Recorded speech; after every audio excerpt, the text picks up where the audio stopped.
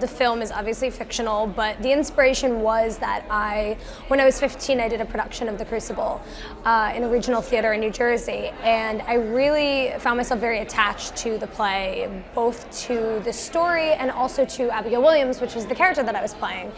And I was just completely fascinated by the complexities of her character and her backstory, and I wanted to explore it more. And when the play was over, I found myself really longing for that. So I had the idea at that time to write a script that was a modern day parable to her stories.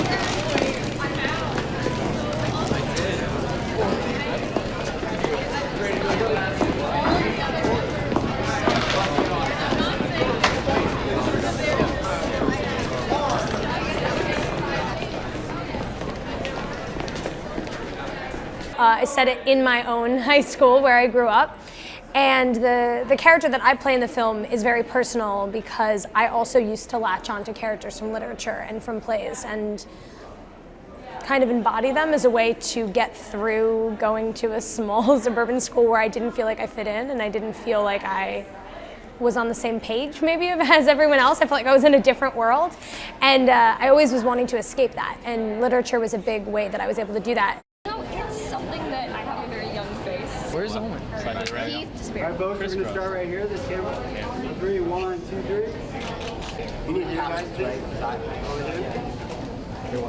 Yeah, no, not as cool and calm today. I'm pretty nervous, but I'm really, really excited. It's like when you're going up on a roller coaster and you chose to be on it and you're excited that you're on it, but you're also terrified. That's kind of how I feel.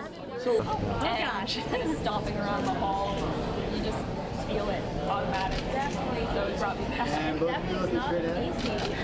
Chris was one of my favorite actors. He was my mom and I's first choice for the role. I'd written him a love letter, basically, talking about why I thought he was the only actor that I could even picture playing the role, and I was just so amazed. Like, he said yes. He called me within 3 days. I had his wife's email from a friend of a friend of a friend of a friend, and he got my letter and called me in 3 days, and the rest is history. Love letter to him.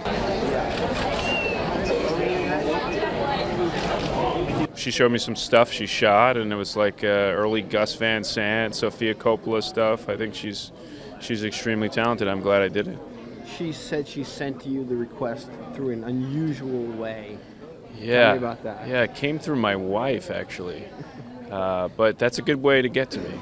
My wife's a smart woman.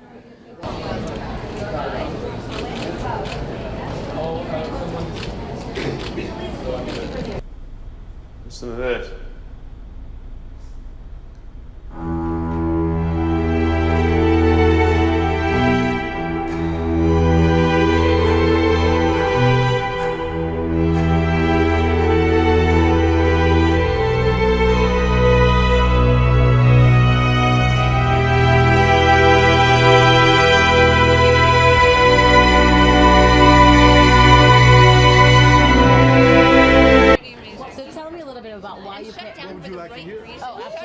Look, that's what a film festival is about, is giving an opportunity to a first-time filmmaker. We screened Guy and Madeline on a park bench by a filmmaker named Damien Chazelle a number of years ago.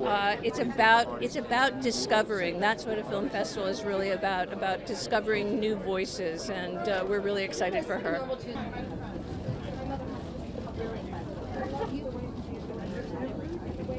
Oh my gosh, it's imperative, and it's so wonderful that film festivals support female directors, because our numbers actually statistically went down this year, the number of female directors. So we have to have women telling their stories. We have to encourage them, and we have to encourage them, when they're young enough to write their stories and understand that this industry is open to them. And so I do a lot of work with my production company to encourage that.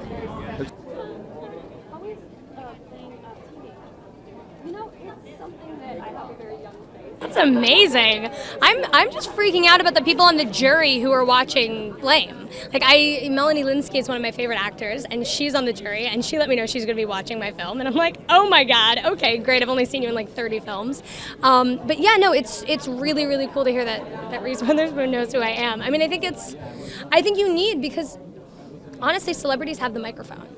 more than any kind of influencers in this world. So for people to say, hey, look at this, look at young artists, look at new artists, upcoming films. I mean, the celebrities who bring attention to Tribeca, it's really great for the new filmmakers who are rising up to get that attention.